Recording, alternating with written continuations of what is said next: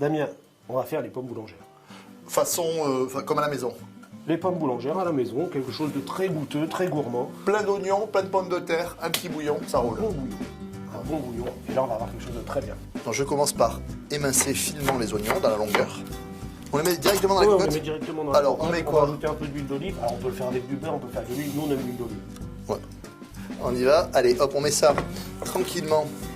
Pendant que Damien est en train de terminer d'émincer finement les oignons, on va éplucher les pommes de terre tout simplement.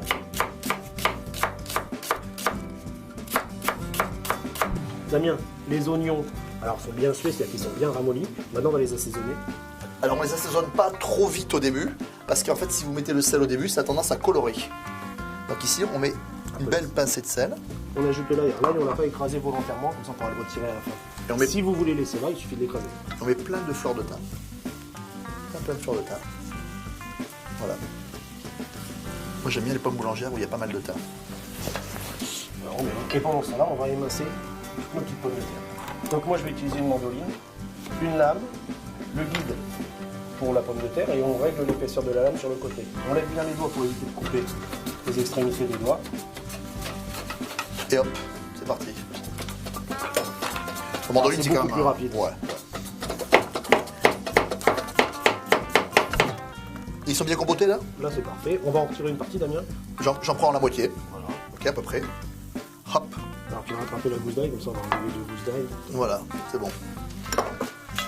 Une couche d'oignon. Voilà. Et puis, on va monter une couche. Alors, on pourrait les monter en rosace, vraiment, en faisant attention. Là, nous, ce qu'on veut, c'est faire une couche de pommes de terre.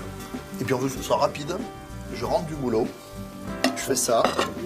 Hop, une première couche. Alors, on les étale et on les tasse. C'est important de les tasser. On avait assaisonné les oignons, maintenant, on va assaisonner la couche de pommes de terre. Allez, un tout petit peu d'assaisonnement. Clac, clac, clac. On met une deuxième couche d'oignon. On l'étale rapidement. Voilà, clac, clac, clac, clac. Les pommes de terre, Et basta. Presque. le bouillon. Voilà, on remet ça bien propre dessus. Un tout petit peu d'assaisonnement, Christophe. Ça, on l'étale couche par couche. On assaisonne chaque couche.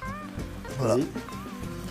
Alors, on tasse un petit peu pour éviter d'avoir trop de On met trop de bouillon liquide après. et puis que le bouillon soit vraiment à hauteur de ce qu'il faut cuire. Voilà. C'est pas une soupe. Hein. Allez, c'est bon, c'est parti. On y va. Du bouillon de volaille ou du On va arriver pile à hauteur. Regarde ça. Ça, c'est une recette calée. Hein. On porte à ébullition. Deux façons de le cuire. Moi, je le cuis sur un coin de la plaque, feu moyen, avec un petit couvercle. Je sais que ça devient bien fondant. Et je vérifie la cuisson de la pomme de terre avec la pointe d'un couteau.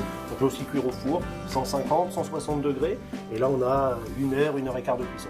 Donc, ça sera plus long et plus confit. À accompagner avec une viande rôtie, avec un gigot, c'est juste parfait. Ah, l'idéal, c'est l'agneau. Et avec l'agneau, c'est juste parfait. Les pommes boulangères, essayez ça. C'est une recette très saine, très très bonne.